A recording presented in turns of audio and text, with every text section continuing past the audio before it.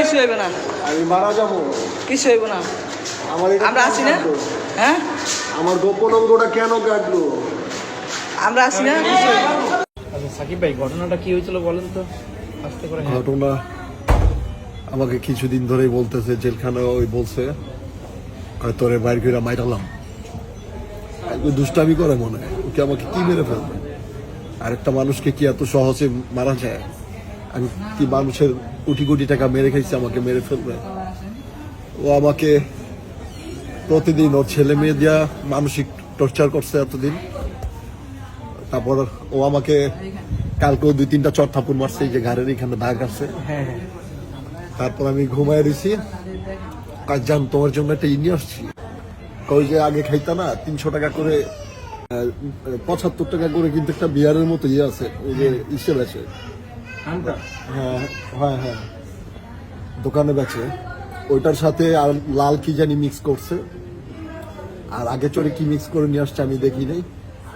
আমি প্রচুর ঘুম পাইছি আমার, সেই ঘুমে ঘুমে আমাকে আমার পেটে সে পালাইছে।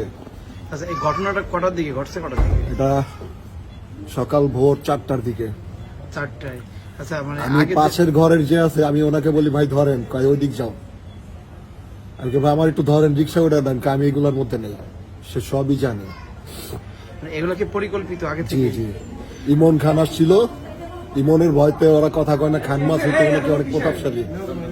খান মাসুদের ভাতিজা ইমন খান, ও আইসা আর শাওন গাজী, এই 3 জনে মিললে আমাকে মেরে ফেলার প্ল্যানিং করছে ভাই। কে কে? ইমন আর হচ্ছে শাওন আর শিখা। আমি ভাই কোন রকম জানে বাইচা আসছি, আমার পেটে ওর সাথে করে নিয়ে গেছে। আচ্ছা যাই হোক, এখন আপনি কি বিচার চান? আমার জন্য সবাই দোয়া করবেন।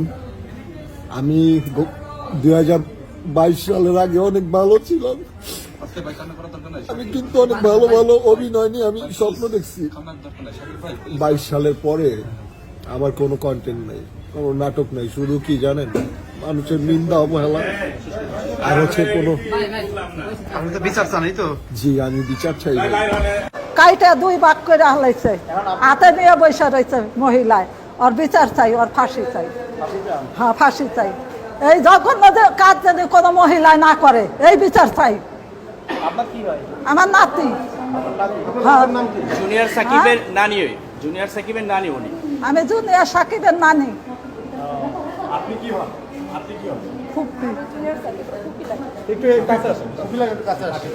আপনি বিষয়টা একটু ক্লিয়ার বলেন তো, সুন্দর করে বলেন তো কি হয়েছে কথা।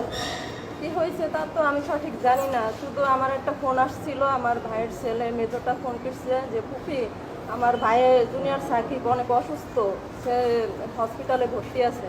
তখন আর কি আমি শুনতে পাই আমি হসপিটালে আসছি। এখানে আসার পরে কি জানতে পারলেন আপনি? এখানে আসার পরে জানতে পারছি যে তার বউ ওই শিখা খান, সে একটা ভয়ানক মহিলা, বুঝছেন।